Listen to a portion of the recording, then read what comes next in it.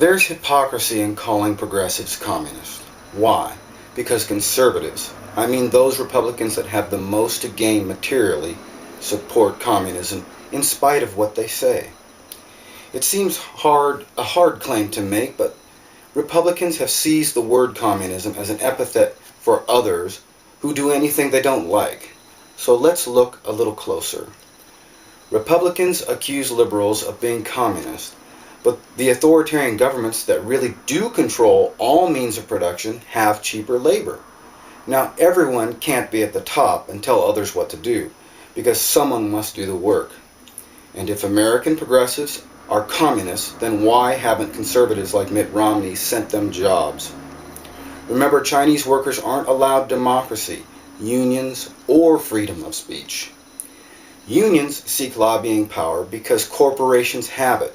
Most workers have common sense and don't want the centralization of production, as conservatives dishonestly suggest with the word communism. Production workers in the United States can understand the horrible conditions that plague Chinese workers, and they don't wish to imitate them. What workers want is a balance of lobbying power and have sought that power through unions. Unions are not communism. Is lobbying corrupt? Yes. I stand with the conservatives on this point, but to award such influence of power only to business interests turns laborers into serfs. One darling economist of conservatives, Friedrich von Hayek, said in The Road to Serfdom, "A conservative movement by its very nature is bound to be a defender of established privilege, and to lean on the power of the government for the protection of privilege. The essence of a liberal position, however, is the denial of all privilege, if privilege is understood in its proper and original meaning of the state granting and protecting rights to some which are not available on equal terms to others." There are powerful conservatives that advocate only for themselves. Ironically, working class Republicans might feel pride to stand with the big boys, but in the end they get punked. Many people work more than 40 hours a week for very little money, and it's challenging to go to school after 12 or 16 hours of working in a field, a warehouse, or a restaurant. And this point suggests a good reason for providing health care for lower wage workers, because these people handle our food, not because they don't do anything and want a handout. Consider the recent outbreaks of E. coli and listeria, etc., etc. The CDC estimates that each year roughly 1 in 6 Americans, or 48 million people, get sick, 128,000 are hospitalized, and 3,000 die of foodborne diseases. That number is comparable to those who died in the September 11th attack.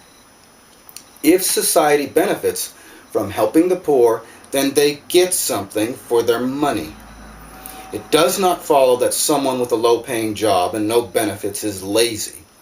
But tainted food can follow from sick workers.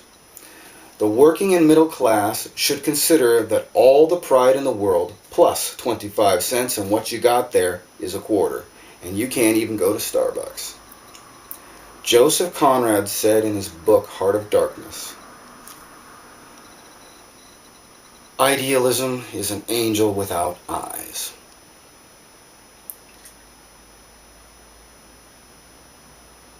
Republicans do not agree with this assessment.